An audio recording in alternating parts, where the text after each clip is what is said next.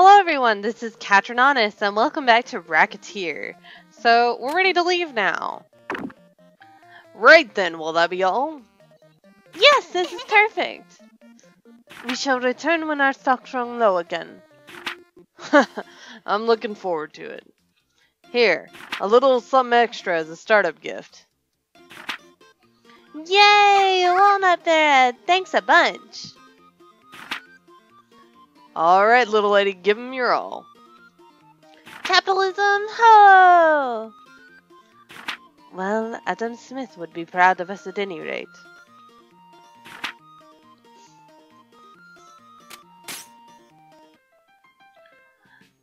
Very well, it's time to give you a crash course on basics of running an item shop. Okay, what do I do first? First, we need to put some items on display. If we do not have our goods out for people to see, we can hardly expect the customers to buy them after all. So I just need to get to near these counters. Just so. Once you know you wish to place something, choose what you wish to place in that spot by pressing the primary button. Primary button? You will understand when you try it, trust me. Now remember, what you place will affect how people perceive the store, so think carefully before you place something. Right! Now then, to start off, why not line up what we purchased on the counters? Okay. Yeah.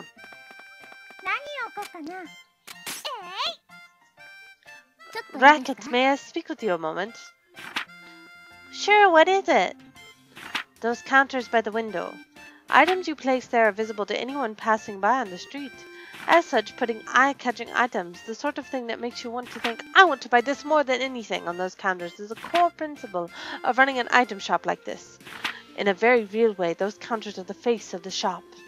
And what is placed there greatly affects our interest in our business. So choose what to place there very, very carefully. Wow, I never thought of it like that. Okay, I'll be careful. Yeah, by the way, she makes you place everything out on the counter, so, you know. Alright, that should do for displaying our wares. Are you sure it doesn't look dumb? Do not worry, everything looks good enough for a first attempt. Now I actually need to teach you how to sell things. Please go sit at the counter. Righto! Okay, this tutorial, I'm only gonna read it once because she repeats it like 3 times. Like with every tutorial that she does. Well then, the items are in place. Now you need to learn how to actually sell things to people without embarrassing yourself. Okay, So to start out with, I will lecture on the actual process of selling an item we have displayed. Yes, Professor! If the students do not listen, they do not get any credit. Right. Now then, when a customer enters, be sure to greet them with a nice big welcome. Welcome! Greeting the customer helps them to feel comfortable and relaxed. While in the store, their comfort is fundamental to our business. Remember that as we continue. Now, a typical customer will find an item they want on our displays, and then they will come over to the counter to pay for it. Let me demonstrate. Could I get this, please? What they will want will be in the target window. You will also be able to see the name and the base price.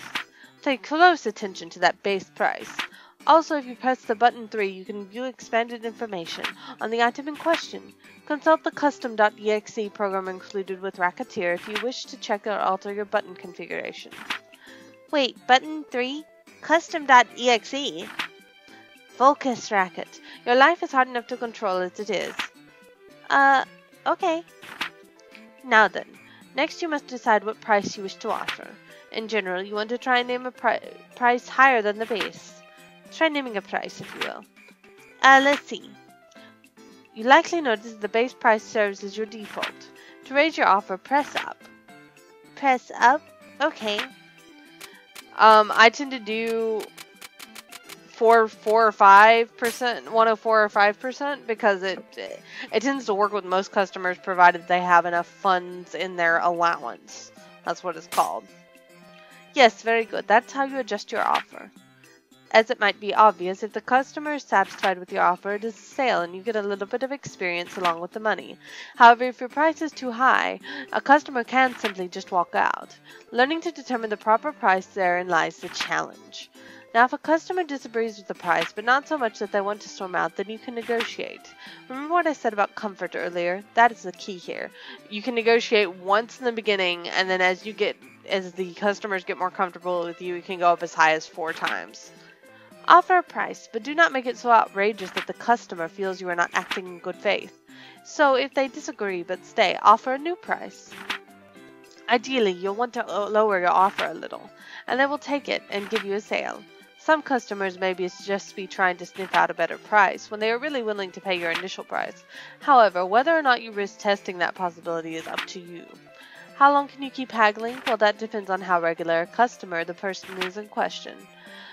As we are starting out, you will not be able to haggle for very long, but as customers begin to trust us a little, you can haggle for a longer period of time.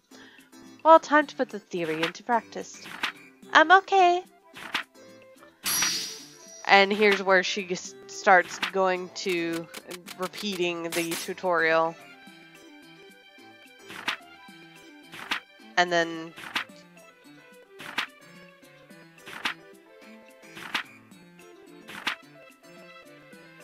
oh, that line there where she says a lot of stores sell at 130. Ignore that, because like most people won't do that in this game. 130 is like really high in this game. But she's still talking about haggling and like raising prices and stuff like that. It's yeah, but you don't want to try and go for that, and you can make enough money without doing that, without haggling that way. Or trying to raise the price so high and then haggling down from there. Well, that covers just about everything. Now let's put the entire lecture into practice all at once. So we're going to repeat again. But she sells a different item that we don't even have.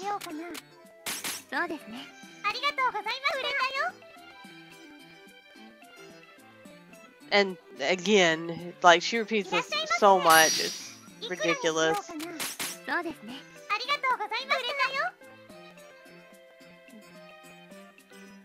Expertly done. If you wish to ever practice again, simply ask me anytime we're in the shop. And now we get to actually, you know, practice. And that is essentially how it goes. You're quite good for someone who has never done this before. Really? We still have a little bit of time left today, so let us go on ahead and open the store proper. If anyone comes in, simply handle them in the same way that we just practiced. Whoa, are you sure it'll be okay? Do not worry. As the saying goes, salesmanship is more of an art than it is a science. You learn as you go. Now then, I will open us up. Go on and sit at the counter. Okie day.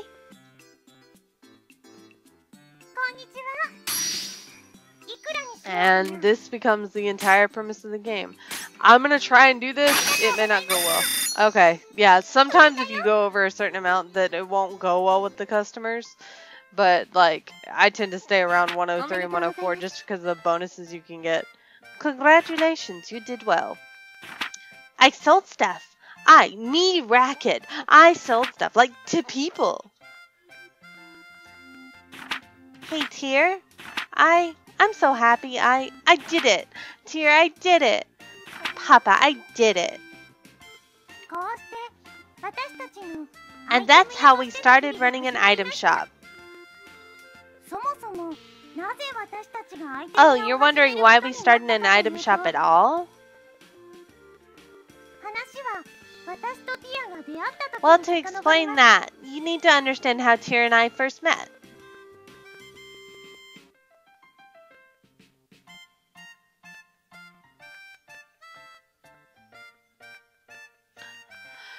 But yeah, so we're about to get into the meat of the game. We've got like a couple more scenes. They are relatively long. A tale of a fairy, a girl, and how to run an item shop. But yeah, then we get into like where it's dungeon exploring and nothing but dungeon exploring for a while, or selling things, which, I mean, you go through the same dialogue selling things over and over again. So this is one of those games that I'm not going to really be focusing in on the gameplay as much as just talking about random stuff. So if you're looking for one of those, yeah, sorry.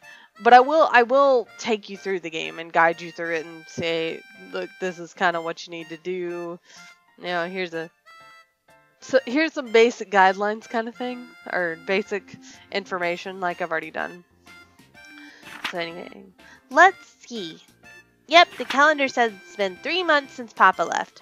I don't get why he suddenly said, I'm gonna be a hero, and then took off without saying when he'd be back. I really hope he's okay. I'm getting lonely. Well, I shouldn't worry too much about him. The best thing about him is how tough he is. He'll be okay. Bleh. Papa went and knock? Who's that? Yes, who is it? Huh? There's nobody here. Wait, what? At my feet? Good evening. You are Mademoiselle Recettear Lemongrass, blah blah blah. Miss Fairy? Pardon me, but I am the one asking questions. Again, you are Racket Lemongrass. Yes, I'm Racket.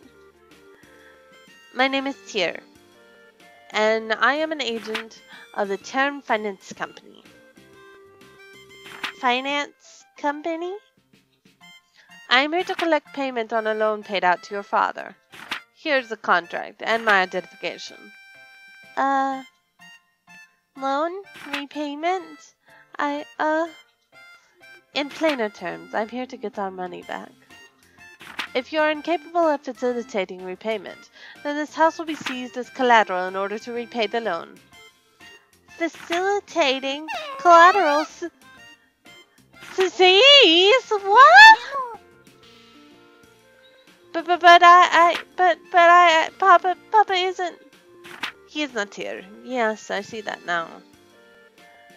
Monsieur Lemongrass disappeared following a fracas atop a local volcano. We assumed he might have returned here. Even if he has not, however, the contract covers this eventuality. Covers this? Quite. As the sole remaining member of his household, we shall require that you pay his debts in his stead.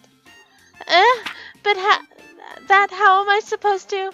I barely have enough money to live by myself.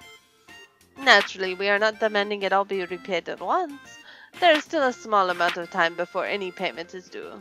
Therefore, am I going to get sold off in parts to a distant foreign lands to repay Papa's debts? I wonder if I can survive with only 2 internal organs. Maybe if I eat a lot of spinach, that can replace my blood and... Oh, but I don't want to be a sailor. What am I going to do? Please listen to me for a moment. I have no clue where you're getting these ludicrous ideas from, but I would never do such a thing. Quite the opposite, in fact. I was sent here to ensure that you wouldn't have to resort to such, well, absurd methods to pay us back. But what? I have been sent to support you to the fullest of my ability so that you may repay the debt via labor. What? But I've never worked a single day in my life. Experience has no bearing in this case. All that matters is whether or not you're willing to work. Oh. If you do not wish to work, then that's it. The house is terms. And I will have to ask you to leave the premises. As the saying goes, those who do not work do not eat. So, Miss Lemongrass, which will it be? Work or the house? I'll work then. Splendid. But I don't even know what I could do. Actually, I already have an idea on that front. And with that note, I'm going to leave this part off here, and I will catch you in the next episode where we'll see how this develops and blossoms. And I'm assuming that the idea is to open the item shop. Until next time, see you then.